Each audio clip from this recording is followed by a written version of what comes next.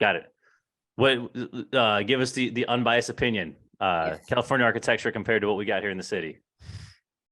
It's super different. Can you guys hear that? I'm so sorry. Go for it. Let's hear it. Okay. I think from a history standpoint and from like an unbiased beauty standpoint, Chicago wins. Chicago's lots are impossible and they screw everything up.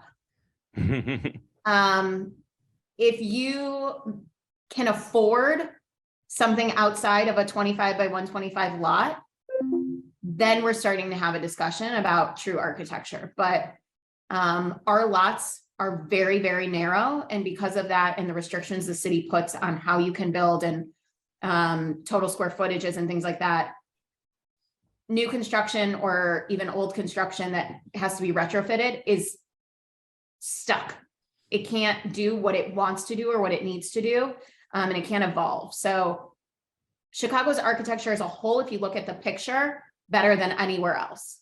If you start looking at it in a micro way, I think other places have a huge step up on us. We've talked about this on the show in the past, 25 versus 30 versus 35 foot wide lots. Like how different of how wide, talk to us about kind of the different sizes of these smaller lots, even like what's the big difference for you?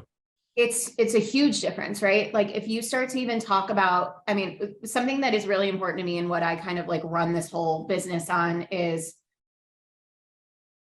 to sort of to what you said in the beginning is real estate is bricks and pieces of wood, right? But humans have to live inside of it and we need to be able to have our daily lives happen there, our families meet there, all these things, right? And so it's all well and fine to say a lot has to be 25 feet wide, but when the city starts putting requirements on that of you have to have 3 foot setbacks, okay, 3 feet on both sides, or 25, or I'm sorry, 3 feet on one side, let's call it, or 25 is now 22.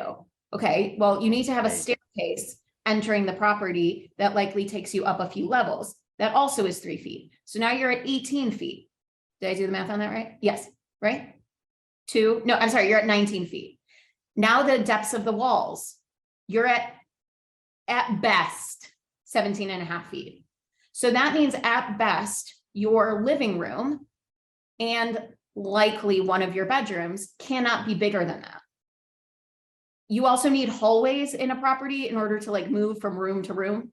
And because our lots are narrow and long, you end up having to have a hallway that runs the whole property, which then also means if you've got quote unquote 17 feet at best inside, 3 of those feet are for hallway. So now your room is even smaller and now we're at 14 feet. And so the lots actually do matter. They're a huge difference. If you then take it even further to furniture sizes, right? You can have a couch that's 9 foot and a 9 foot couch is actually not that large. Well, if your room is only 14 feet, this is starting to become really problematic. And so based on all these requirements, you're setting up architecture to have to be identical every time because people need beds and couches and tables and they come in certain sizes. Yeah. No, this is something over the last 18 months has been a huge thing that we've talked about.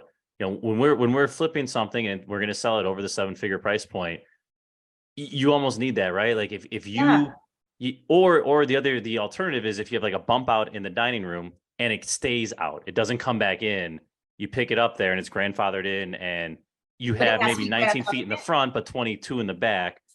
And then we found we have one right now where, just this is more functional than architectural, but functionally upstairs, if you have 22 or 23 feet across, you can do side-by-side beds in the back, right? So all of a sudden getting a 3-2, in this one we have a 3-3, everyone gets an ensuite upstairs, right? Which if you were just that 2 feet makes it possible. Otherwise you have like a 9-foot bedroom and when you're selling that price point, can't do that. Like it's not acceptable. Right. It's a huge deal. And so then if you go back to like Chicago architecture, we're basically Chicago as a city has this sort of label on it as the most affordable big city, right? You can get a single family house for $1 million and that's a big house. depending on where you are in the city, but relatively speaking, it's a big house. There's really no other big city in Chicago, in the United States, where you can get a single family home in a downtown market for $1 million. But there are restrictions on that. And so if you do start to want these houses that don't require you to live a certain way based on their widths, because they are what they are in their width, then you ultimately go to this premium price point, which then goes back to sort of the price points of other big cities. They don't have those types of restrictions. And so you do get these mega houses, but they also have huge price tags on them. But Chicago is basically saying, if you want a mega house, we'll also put a huge price tag on it. If you want a moderate big house, then you can have a nice price tag. Yep.